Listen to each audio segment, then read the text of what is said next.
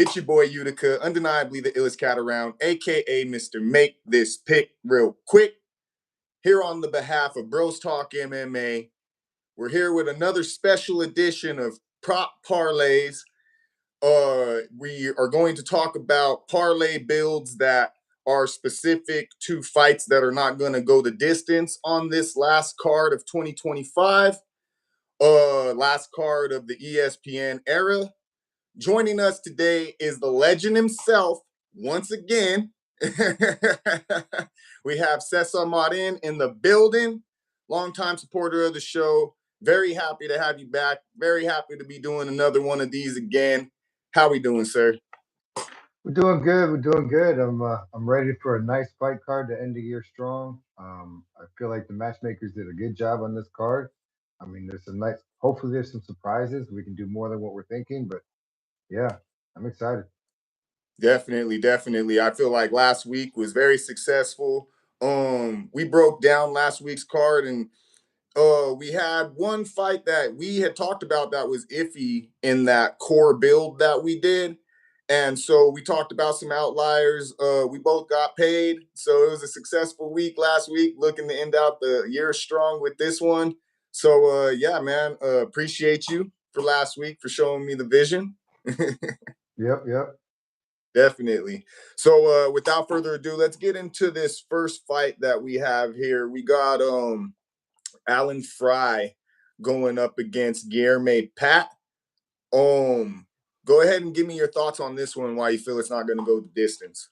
Yeah, this week is very, very similar to last week, and I say that now as I'm speaking. I talked to you real quick before we got on, and I know that last one that I talked to you about. I kind of feel like that's kind of the goose golf kind of deal. So we can talk about that later. We might just keep it to 4 this time, but yeah. This first one, Alan Fry versus Gulmir Pat. Um, it's 6-0 versus 5-0. TKOs. One's getting them just by TKOs. The other one's getting by submissions and TKOs. So one of them has to lose. Yeah, definitely. I thought about this one at first. I was a little iffy because it was like two guys making their debut. Wasn't too sure on if they would have jitters or just be fighting not to lose. But really, after looking at things on paper and especially how Guilherme Pat's built, I mean, he's dude is a fucking specimen. So like, this has all the makings for a car crash, and I definitely feel like this one should not go to the card. So I'm definitely with you on this one and agree fully. So yeah, appreciate that. No worries. Next joint, we got a heavyweight matchup. We got what is it, Sean Sharaf going up against Asplund. What was his? Steven Asplund? Yeah. There we go. I only got the last names listed right now, so I'm trying to remember their first names. But yeah, so we got Sharaf versus Asplund. What are your thoughts on this one? Again, this is just another, like you said, another collision in a cage. We've got two guys. One, Sharaf, he's all TKOs. Asplund, he's TKOs too as well. So they know how to get it done. And this is why I usually wait for the weigh-ins and for the face-offs, because I got to see what they look like after the weight cut. I got to see what they look like with each other, and yeah, it's gonna be a banger. This one, I don't even think this was gonna go out the first round, honestly. Yeah, Oh, definitely, yeah. I was saying yesterday in our show, this is it's about who lands first and the heaviest at that. That's really what this one's made up of. Um, Kind of with the way I see things shaping up, that it's somewhat this fight is made for Asplund to win, but I mean, given that Sharaf has only fought, one fight in the UFC, I doubt that they're, just trying to turn him into a launch pad that quickly after a defeat. But I do feel like, this feels more so like a fight for Asplund to win and like do it in a spectacular fashion. And either way, I just think it's two big boys that definitely should put one another down, regardless of who lands first. So yeah, I'm definitely I, on that one as well. I was at first a little leery with Sean, only because with a guy like that or a fighter like that, when they don't make it out of the first round, either win or lose, you don't know what they have. You don't know what happens in the second round if they're just going to be gassed. And those big boys sometimes they'll just gas it, thinking, oh, and then the guy makes it. He hugs him up. He makes it through the second round, and they got nothing. They're punched out, and then they get done up by the other guy. So that's why I feel, yeah, this one's it's either going to be Ashland's fight to win because Sharaf gasses out, or Sharaf surprises us and says, "Hey, I got big hands too. You know, I'm not big for nothing."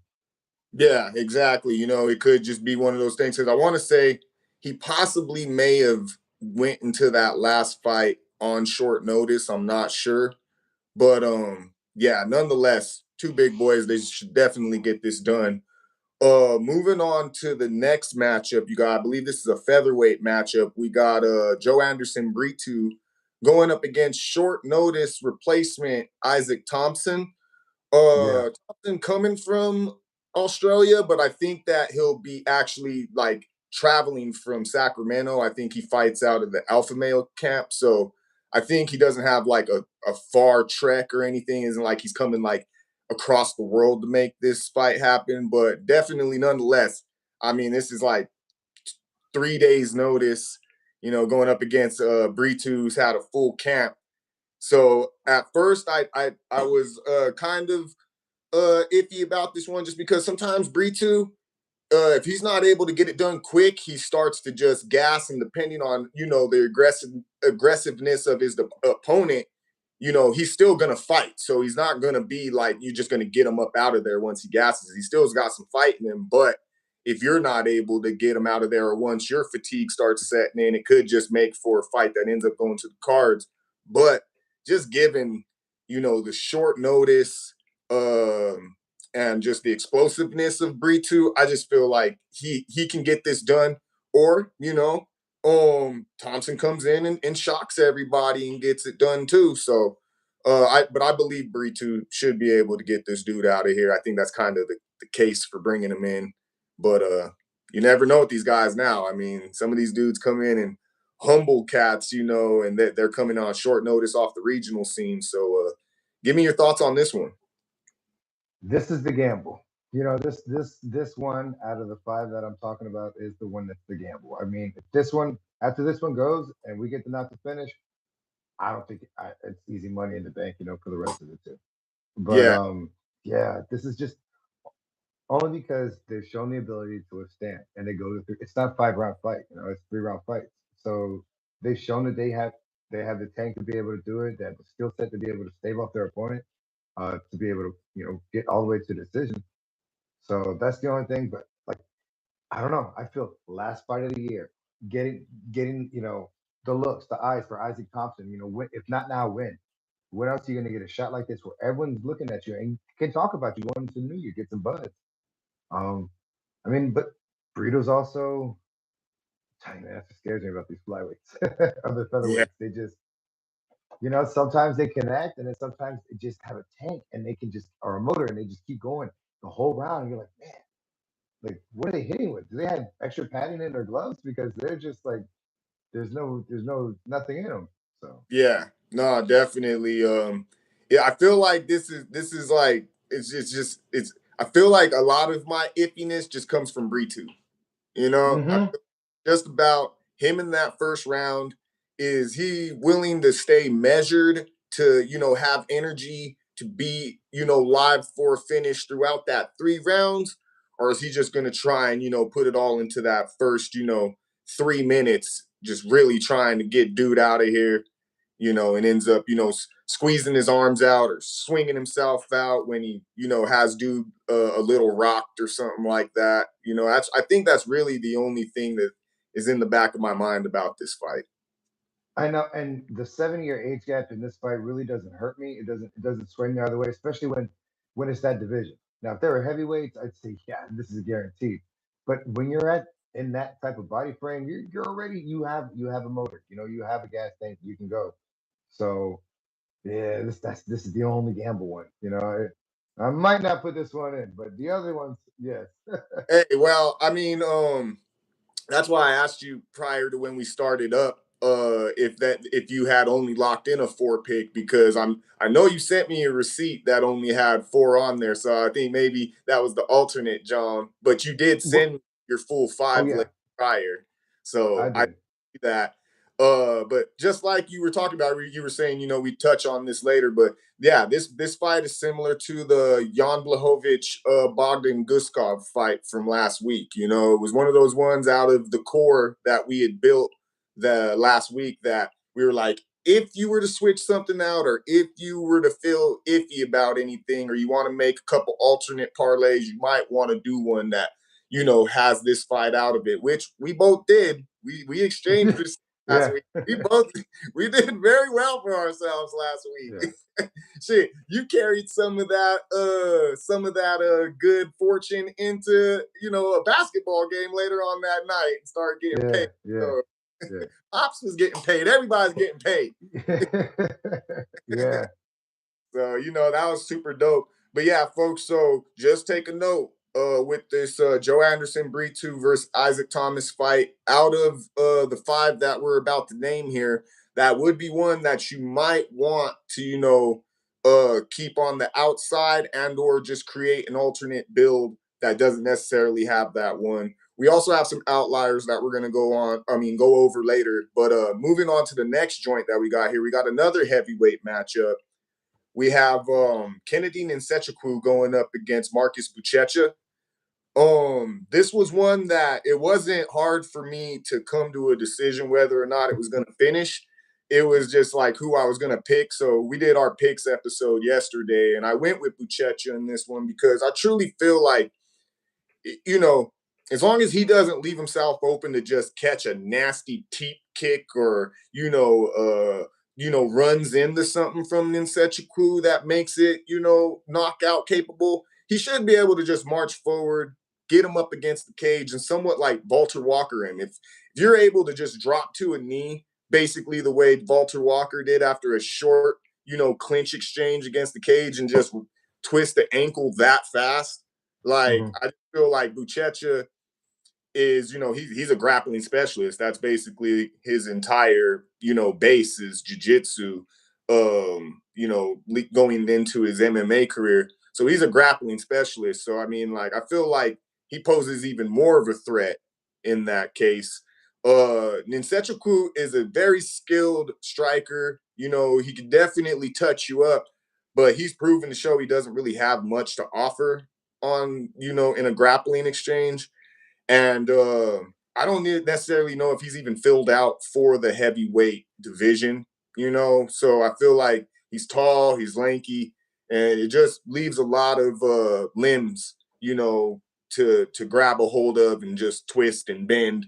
So I can't see this going to decision unless Buchecha just completely gasses and then Nzechukwu just decides to point fight as opposed to get him the fuck out of here. So what are your thoughts on this? I feel like this is a fight of two, or this fight right here, again, was well done by the matchmakers. You have, kings of two worlds. One who can stand up and strike and get it done on their feet, and then you got another one that says, "Hey, take me down to the mat." And I'm big enough where I'm not just going to blob you for, for consecutive rounds. I'm going to hurt you. I'm going to kind of come in for a rear naked choke. I'm going to come in for a heel hook. So, like you said, he's a master grappler. He knows how to use his body in that space, and someone's gonna have to win. Someone's getting knocked out. Either you're gonna get submitted or you're gonna get knocked out on your feet. Um, yeah. And I think again, that's the beauty of this show, or this show that we do together, because we do a weekly pick show for anybody who's new to the channel and stuff. We do a weekly pick show that takes place on Fridays and stuff. So I'm, dialed in on who I'm picking and all this stuff. But I love when we do this because it's like, yeah, it literally just comes down to the fight finishing. I'm not invested in any horse in the race at all. I just need y'all to get each other the fuck out of there. I don't care who does it. yeah, Because it's yeah, funny. Like last week, I got picks on the line and shit, but there comes a certain point where I'm like, you know what? Just get it the fuck done. Like I'm looking at the Marvin Vittori Bruno Fajeda fight. I picked Vittori because I'm like, I feel like he still got something in the tank. He's fighting high caliber opponents, losing to high caliber opponents. He ain't that washed. But then at a certain point, I'm like, you know what? If you're not gonna fucking do it, Marvin, then fucking Fajeda, get him out, get him the fuck out of here. I'm like, come on, man, somebody do something. That was one yeah. of the outlier joints, but yeah, it was just I love that aspect of it. It's just like, man, let's just, I don't care who does it. Let's just get this done. And yeah, that's what's Yeah, I up. mean, hats off to you and your crew that you guys got, man. That's tough. Going on there every week saying, "Hey, we think this guy's gonna win," and you got to eat it. If you're right, you're championed. If you're wrong, you're booed. But you wear it either way, and that takes the balls, man. So hey, that's tough. That's why I kind of go the easy route if it's gonna finish or not. Nah, hey, bro, it's the vision. I told you, I see the vision, so I'm riding with you on this one. Last one in this 5 pick build that we have here. We got I believe, a middleweight matchup. We have Cesar Almeida going up against Cesari Oleksiejczuk, brother of Michal Oleksiejczuk. So this is definitely going to be a standing affair. Two kickboxers, basically. I mean, Oleksiejczuk does have a little bit of grappling, but I just don't see that happening. I feel like these guys are just going to go toe to toe. I believe you see this happening. Oleksiejczuk KOing Almeida, but all in all, it's still like, hey, just somebody knock somebody the fuck Yeah, if out. if if the old Caesar does it, great, glad somebody. But yeah, I feel bad for and my name's Caesar too, so it sucks. But yeah, that's out. He's gonna. I don't know, man. You got a 12-year-old age gap against some Polish power. Oh man, Yeah, I don't yeah. know. I mean, yeah, no, it's funny. The UFC kind of fucked me up. When I was looking at, the breakdown on this, I was going back and forth between UFC and Tapology, and they had Oleksiejczuk listed as only being 1-0 in their MMA career. So I was like, what the fuck is going on here? Is this some Nepo freaking, oh, I'm the brother of so and so shit? And then I went to Tapology and it showed me he's like 16-3 or something like Yeah, that. Like, yeah, oh, bruh, okay. Like, because I kind of already, at that point, I was like, all right, yeah. Almeida Like all the way. he won a belt last year, man. Like he won a belt, TKO doctor stoppage. So like I use the ESPN one too. That typology one is nice because it has like I don't know. I use like you. I use multiple different ones and kind of compare that way. Yeah, yeah. So, but yeah, after thinking about it, it wasn't like, once again, it was like I picked Almeida. It's kind of like a long shot pick, something to sprinkle a little bit of money on. But all in all, yeah, this one should end. And that's ultimately what we're looking for here. So yeah, I mean, just real quick overview, y'all. This is our 5 pick build for the last card of 2025, last card of the ESPN era. We have a 5 pick parlay build for fights not to go the distance, and it goes like this. We have Sean Sharaf going up against Steven Asplin. We got Joe Anderson Britu going up against Isaac Thompson. We got Kennedy Nsetchukwu going up against Marcus Buchecha. And to round it out, we got Cesar Almeida going up against Cesari Oleksiejczuk. With one note to this build, if you're looking for a fight to potentially switch out or just leave off of this and make it potentially a 4 leg build, then you might want to possibly take that Bree Thompson fight out, just given the tendencies of Bree to kind of just go too hard too early, and then either, now don't get me wrong, he could leave himself open to then get finished by Thompson, which is cool, Mm-hmm. but Mm-hmm. there's the possibility that Thompson isn't built to quite get even a depleted Brito out of there, and then we're just looking at two tired dudes Yeah. fucking fuck, and we're just fucking like, ah. So Yeah.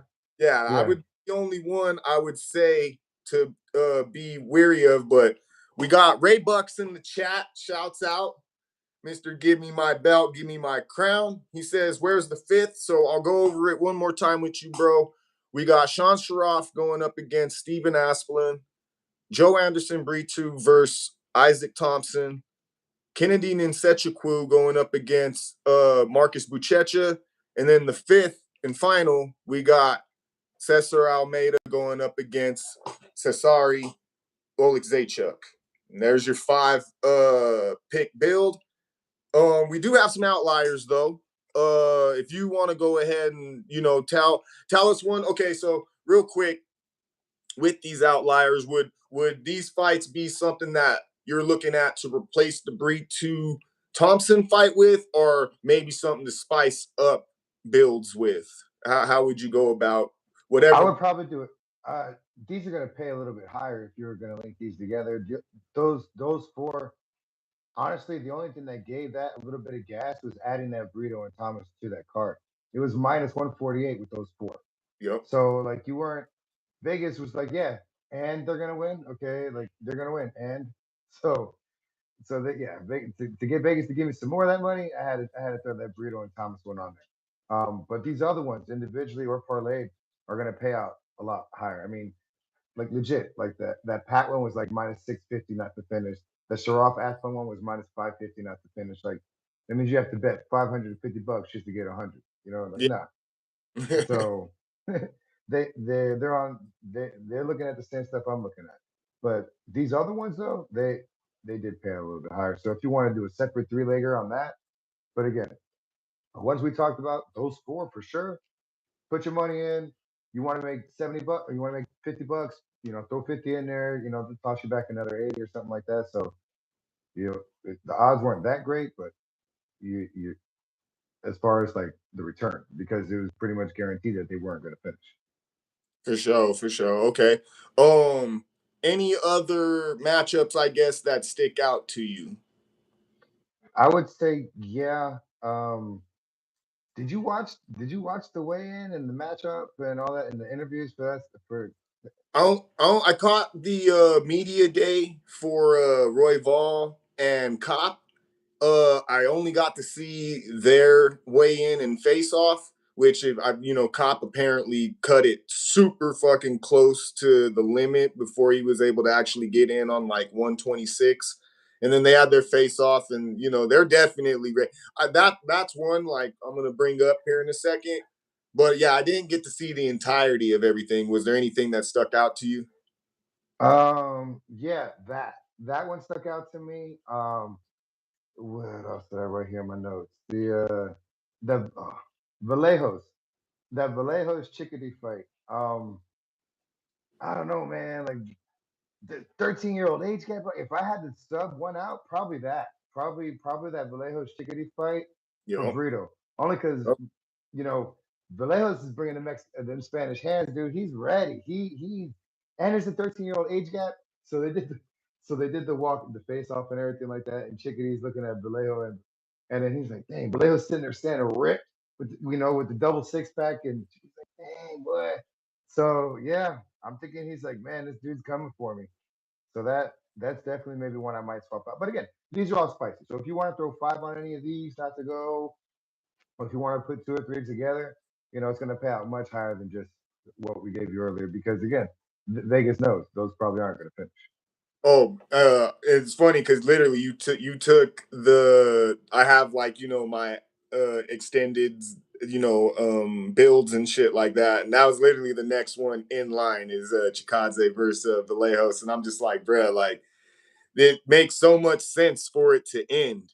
It Mm-hmm. really does. And now that I think about it, it does. It's one of those ones like it should end regardless of, which side it takes place on. More than likely it should take place on the Vallejo side. But Chikadze, he's a technical, sniper kind of striker. He could sneak one of those giga kicks in there, or something that is just very crisp, and possibly get it done with Vallejos rushing in or trying to go too hard himself, and then eventually he's fatigued or swings himself out. So this one actually is a good one. Definitely would suggest people spice up their builds or make some alternate builds with that one in there. Um, to circle back real quick, we got Ray Bucks in the chat. He said, how does the legend feel about the Guillermo fight? We did go over this, but he didn't get a chance to hear what we had to say. But for me, it's literally just, uh Aspland, on a tear right now. Pat on a tear as well, but Pat is like a physical specimen, whereas I think Fry is going to be kind of like just the better overall fighter. So, but they're both just big dudes that should be able to get this one done. Granted, they're debuting, so I don't have too much info on it, but I do believe that these guys should be able to get it done. But what you got, Cesar the Legend? I agree. The only worry I have is that this thing goes into the third round. That's the only thing I might have a worry for. I mean, you look at Fry, his past fights, first round knockout, first round knockout, first round knockout. Um, so it's almost like what's the quality of fighter you're fighting for you're winning to win that quickly. So yeah, that's the only fear that I have. But again, you're going against Pat, and Pat's no slouch either. He's won by TKO, he's won by submission. So he's shown different avenues to be able to get a win. So I think again, that one's not going to go to this. Definitely, definitely. Let's see here. Another outlier I was looking at. We were just talking about this one. I'm gonna go into this one first. Out of the women's fights, I do see some potential with that Luana Santos versus Croden fight. I Yep. really I really think that this is almost um the same matchup Croden had in their debut against Tanara Lisboa. Just this is just a younger version of that fighter. And I think now that she got the UFC jitters, shooken off because she was looking a little shaky in that first round and a half of her debut. But then once she, you know, got her feet up under her, she started fucking Lisboa up. And I think she may even finished her too. So yeah, I think Croden is live for a finish in this fight. Santos, I mean, they got super good ground game and could potentially, like I said, being a younger version of Lisboa, and of course a different fighter. I'm not trying to, play either one of them out, but I just feel like it literally is kind of the same matchup. Someone with definitely grappling prowess, but with a little bit of hands. But I think Croden, I think they're just very well rounded and are super big for that division too. So yeah, I'm actually going to have some builds with that Luana Santos Croden fight in there, and it does kind of boost it up. So for a fight to not go to finish, I'm gonna put an outlier out there for Luana Santos versus Croden. What do you think? I completely agree. I had that in my notes here. I got it starred as a not to finish Croden and Santos because they bring it. I mean, not only is you got the age gap there too, but Santos, like you said, she's got wins by submission. Croden has been proven. She's winning by TKO. So again, and I don't normally pick the chick fights not to go to distance. And no offense if there's any ladies watching, I just usually don't. But when you got resumes like this, then like why not? If I'm gonna sit here and flip the coin on burrito, shit, I'll flip the coin on this. Like, come on. Definitely, definitely. Excuse me. Shouts out to the MMA Mystic in the building. Make sure you go subscribe to my guys' channel. Always showing love, always supporting. They have a picks and predictions channel of their own, and just a place where they talk shop about MMA as well. So make sure you go check them out. They believe Croden's a live dog. So yeah, Yeah, yeah. def definitely. I think that's one to look out for. Ray Bucks, he definitely thinks Fry is live to win his fight and finish it. Um, yeah, so definitely, definitely. Another fight we just talked about. This is so looking at it, we were talking about the weigh-in. Royval and Kape look ready to fight. I was even watching like their semi like countdown, the thing that they do on ESPN. It's like Journey, Hmm. something like that. And Royval had mentioned that he doesn't necessarily like Kape. He thinks Kape talks a little bit too much, and Kape is basically just looking past Royval, like he's already, making his bid for the title. So I could see this one ending. They got 5 rounds to get it done, but I just feel like Royval's a dog. I don't think Kape's necessarily gonna put him down. Hmm. If Royval does decide to get a little more grapple heavy in this fight, I think that makes him a little more live to get this one finished.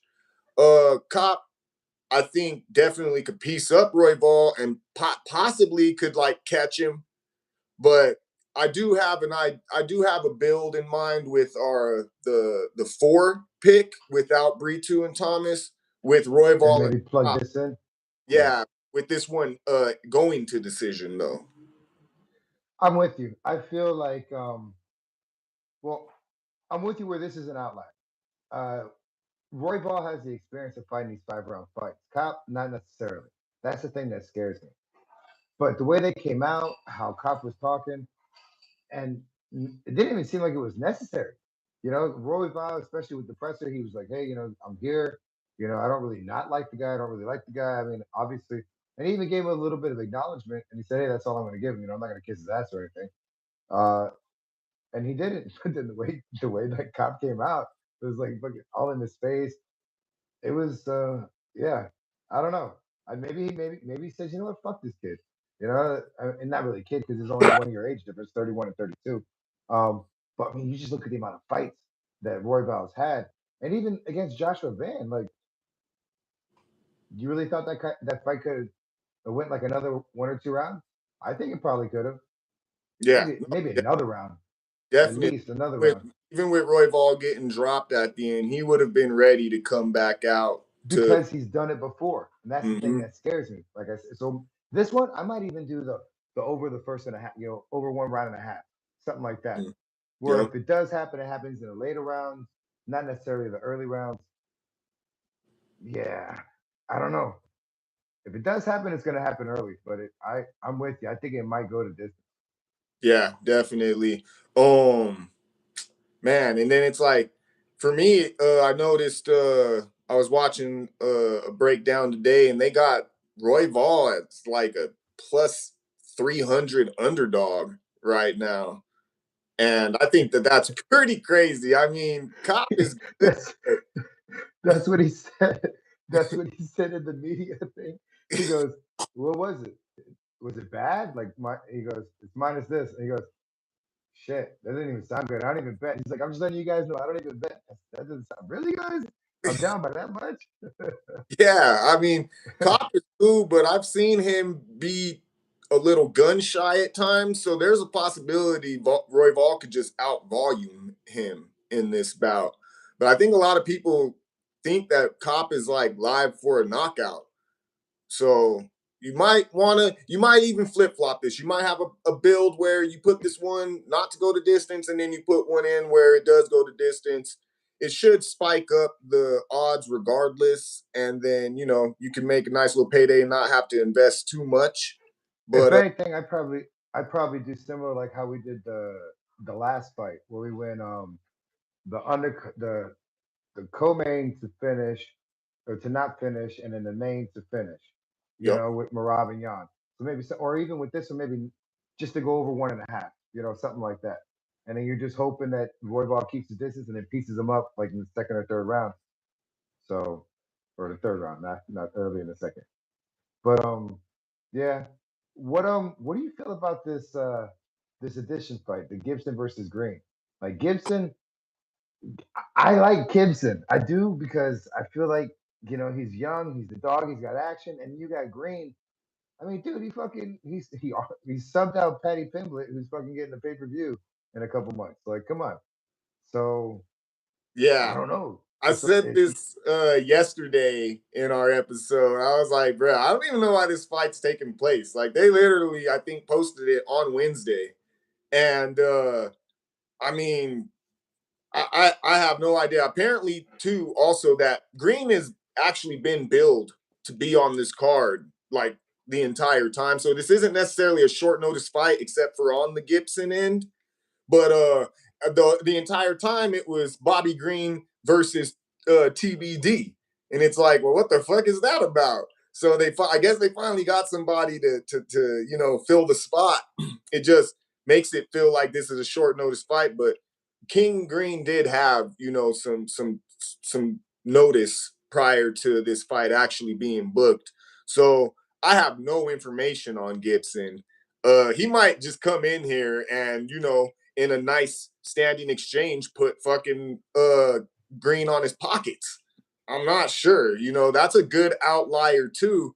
But then also I'm just like, if Bobby Green just sticks and moves and just keeps going around the cage, and I think this is a pay, like a paycheck fight. It's definitely trying to, cushion his pockets for the holidays. But at the same time, I don't. It's kind of like with Vittori and Fajeda last week. My thought was, he's not that washed. He's not that washed that this dude's just gonna come off the regional scene 4 days notice and get it done. But Green's kind of chinny at this point now, so just Yeah, a look at. yeah, that's definitely why he was off the solid one. He wasn't on the solid list. Um, I'm with you. I mean, like if I'm hitting earlier ones, then maybe I'll toss five on this. I don't know if I would add this as any kind of a prop builder, that Gibson Green one. I mean, maybe other people feel differently in the chat. Maybe they feel like they got some better pulse on what's going on. They can let us know. Um, but yeah, I mean, yeah, Lance Gibson's coming in hot. He's got submissions and TKOs. But again, who's he been fighting? Who's he doing it again? You know, Yeah. No, and if you look at his record, like he literally has somebody in there that's like 18-23 or some super wild record that even at the time when they fought, they've even managed to add more losses to that record since then. So it's pretty wild. I think Gibson's coming off of somewhat of a layoff too, I want to say. But I might not be correct about that. But either way, once again, folks, this has been another special edition of Prop Parlays. I'm your host, Utica, undeniably the illest cat around, aka Mr. Make This Pick Real Quick, on behalf of Bros Talk MMA. Here with the legend Cesar Marin to give y'all a quick overview. Once again, this is a show where we break down parlay builds based on fights that we believe aren't going to go the distance. We have a 5-pick core build with a few outliers that I just want to overview one more time. If you haven't tuned in until just now, we have a 5-pick parlay build consisting of fights that we don't think are going to go the distance. We have Alan Fry going up against Guilherme Pat, Sean Sharaf going up against Steve Osplin. We got Joe Anderson Britu going up against Isaac Thompson, Kennedy Nsetchukwu going up against Marcus Buchecha, and Cesar Almeida going up against Cesari Oleksiejczuk. So that's our core 5 build. With one note that if we were to be iffy about any of these fights in this lineup, we would definitely say you might want to cut this down to a 4-pick lineup, take that Bree 2 Thompson fight out, or switch it out with something else like a Chikadze versus Kevin Vallejos, or the maybe chick fight. yeah, or the Luana Santos versus I want to say what's her name, like Michelle Croden, but Croden for sure. Melissa. Melissa Croden, thank you. And then if you want to mix things up or add a little bit of variety, you might want to look at Royval and Kape going the distance. Or if you want to really spice it up, I know the prop for that fight not to go the distance, I'm pretty sure is going to be on the plus side. So definitely check that out. But yeah, shouts out to everybody in the chat, MMA Mystic, Ray Bucks. Yeah, I mean, is there anything else? Any thoughts on just the final card, the ESPN era? What anything you're looking forward to with the Paramount relationship, or just anything? Any final thoughts? Yeah, the last one I was thinking about was the Sherry versus Costa one. He came out with the patches all on his head and everything. And did you see it? I Definitely didn't, trying to play some mind warfare. but I know Costa. Yeah, he calls himself the Dalmatian. Due to like Yeah, that's how he gelato came shit out. like that. So yeah, he does the spotted hair and all that shit. And I mean, this is another one that I could see it ending, but I feel like all of that finishing probability lies on the Costa side. I feel like Yeah, Shahar is just he's not I don't really know. I feel like Shahryar, he's just one of those dudes, like he'll finish you if he's able to style on you. But if he's not able to style on you and just, pour on volume or catch you real nice, at UFC level, he's been, win one, lose one, win one, lose one. Uh yeah, Dudes with grappling give him a lot of problems. Um, I feel like Costa, if he decides to go grapple heavy, that would probably be the highest probability of this fight finishing. But if it is like taking place majority on the feet, I just think it's going to end up being a point fight. I just don't think yeah. are as aggressive enough to get shit done. I mean, it's one of those ones where again the matchmakers knew what they were doing. They put contrasting styles next to each other, and that's what I'm really excited for. Coming up with these matchmakers got it right with this new cards that are coming up next year. You got the Gaethje fight, you got the Patty. I mean, it's gonna be nice. It's gonna be nice. I'm excited for that. Yeah, the Is first they released a lot of the fights that they have coming in like from January through March. And yeah, they got some bangers. They definitely got some bangers. So do you know how that's gonna have to work? Like, you just have to subscribe to Paramount, and there's additional fees for those events, or they it's included with the package service. It's just included with the package service. So from what I know right now, a Paramount subscription is about like 12.99. They did make an announcement that with the addition of the UFC, or maybe with like a UFC package bundle or something like that, that subscription will go up. I'm guessing it'll probably be no more than maybe like a $20 subscription or something like that. And then at that point, yeah, it's basically they got 44 events lined up. So you get all the numbered events and you get all the fight night events. And then I think they even are going to have like contender series and shit on there too.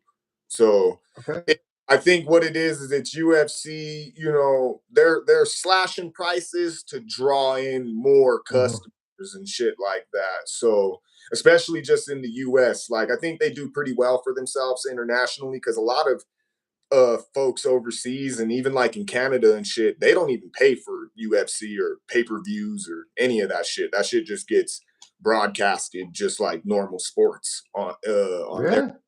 Yeah. Yeah. So us Americans, have been fucking getting taxed.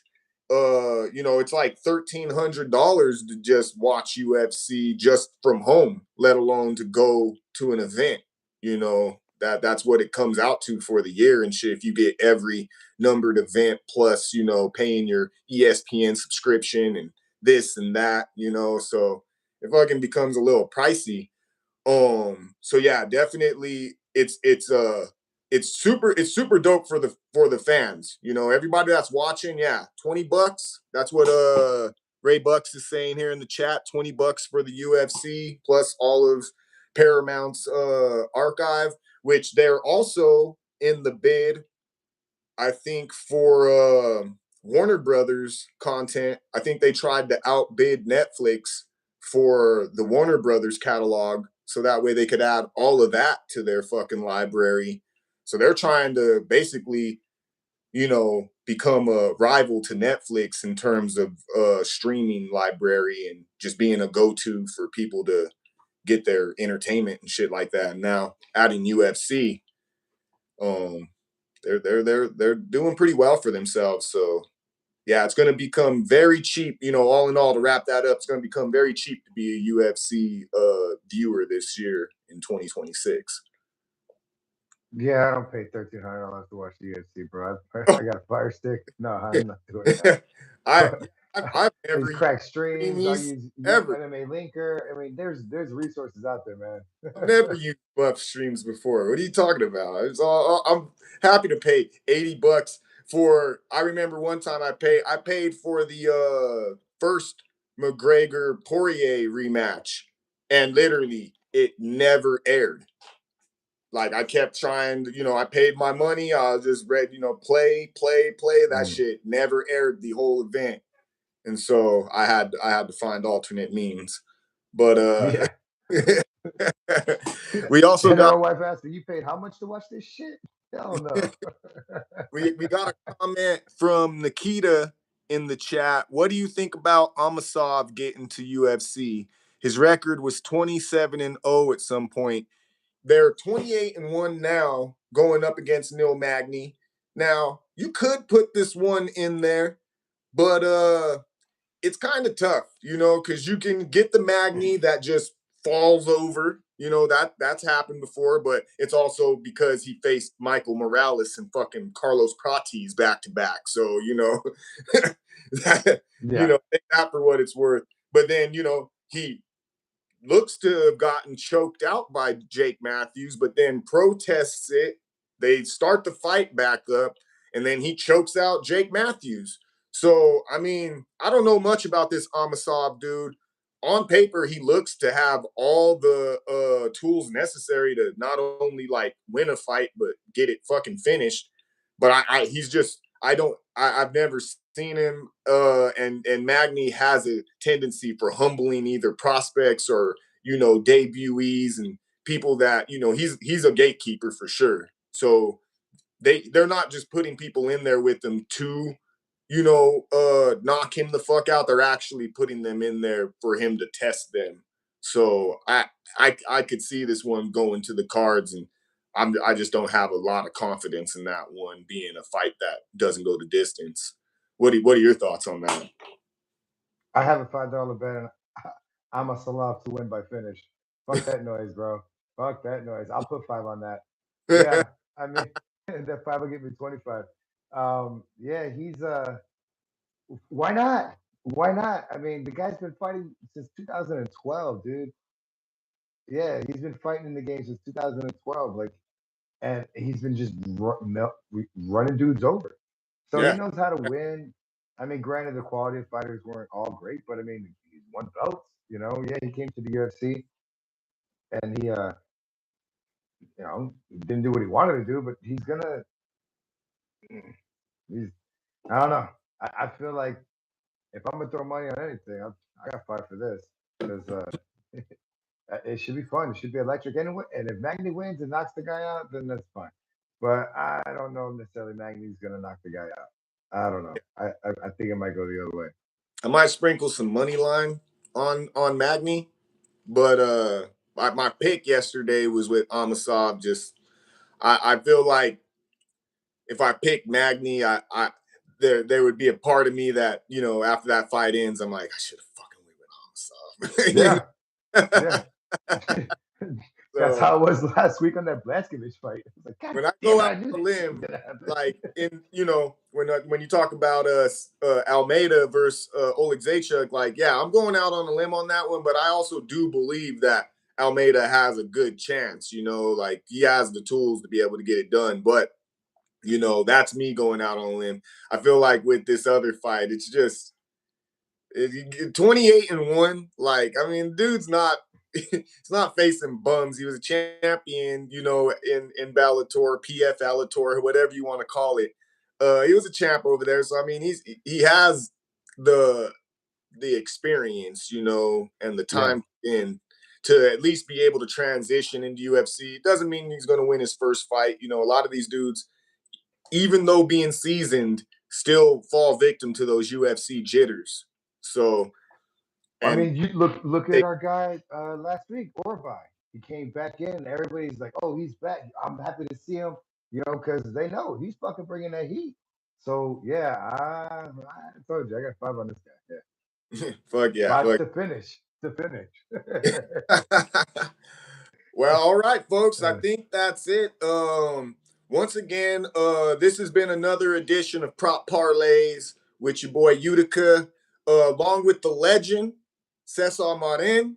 So we appreciate you joining us today, brother. Do you have any more thoughts or anything you'd like to plug? Just anything that you'd like to share right now. Nah, man, I appreciate y'all boys giving me some love on the show. Thank you.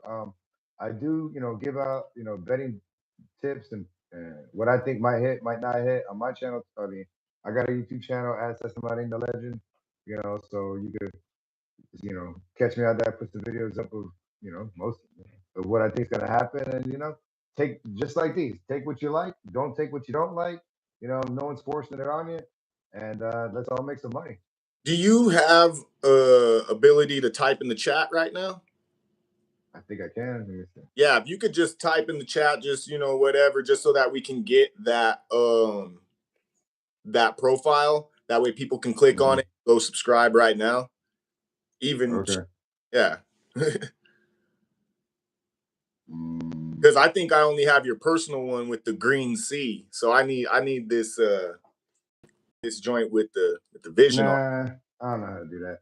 No, Nah, I'll figure it out. yeah, no, most definitely.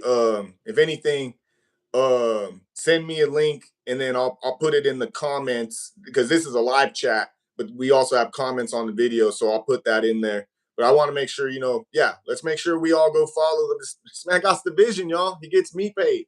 Like I said, I thought, my channel was supposed to be providing the insight and the service, but my guy jumped out the chat and fucking he's helping everybody get paid right now. So salute to my guy Cesar Marin, the legend, one more time. This has been Bros Talk MMA. Make sure that you like this episode. Make sure that you subscribe to the channel. Shouts out to our 329 subscribers. It's been a wonderful year. Shouts out to my bro host extraordinaires, Ray Bucks, Darren Teed.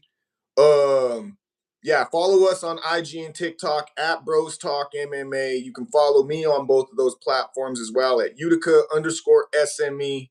But yeah, we're going to be off for like 5 weeks, y'all, but I have a feeling that, we're still going to be doing some episodes, just shooting the shit about, random topics and, everything that's on the horizon for this next year.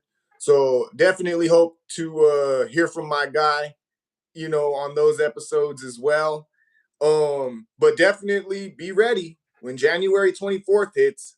We're going to be back, and there's definitely some fights on that card that Oh ain't. yeah.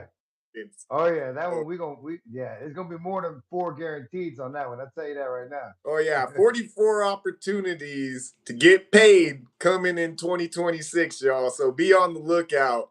But yeah, once again, I'm Utica, undeniably the illest cat around.